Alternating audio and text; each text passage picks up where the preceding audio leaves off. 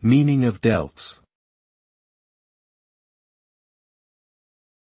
Delts. Delts. Delts. Delts. Delts is a slang term used to refer to the deltoid muscles, which are located on the outside of the shoulder.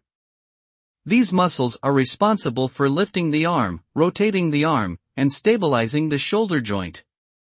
When someone says they want to work on their delts, they are usually referring to exercises that specifically target these muscles, such as shoulder presses, lateral raises, and front raises. By working on their delts, individuals can increase their shoulder strength and stability, improve their posture, and create a more aesthetically balanced upper body.